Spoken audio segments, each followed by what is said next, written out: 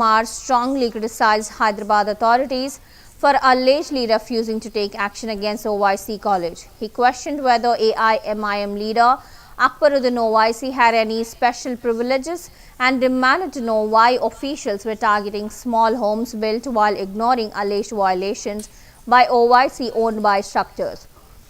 Sanjay also condemned threats made by BRS leaders against media organizations, labeling such behavior as undemocratic.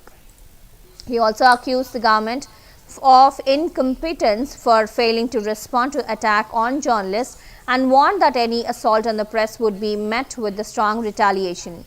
Issuing a stern warning, he said that if BJP leaders were insulted, KTR's convoy would not be allowed to move freely on public roads.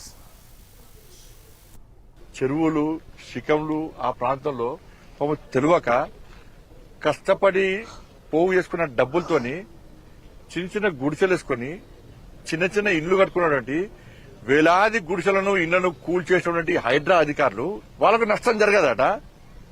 వాళ్ళ పట్ల మానవత్వం లేదట. వీళ్ళకు ఈ Congress party ప్రభుత్వానికి అధికారులకు మానవత్వం లేదట.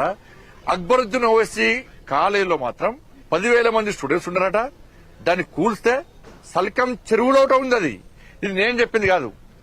ఈ రాష్ట్ర ప్రభుత్వం సల్కం చెరువులో అక్బరుద్దీన్ ఓవైసీ కళాశాల నిర్మాణం జరిగింది అని చెప్పి రాష్ట్ర ప్రభుత్వమే స్పష్టం చేసింది.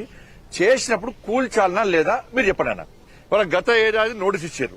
నోటీస్ ఇచ్చినప్పుడు ఏం చేయాలి రాష్ట్ర ప్రభుత్వం?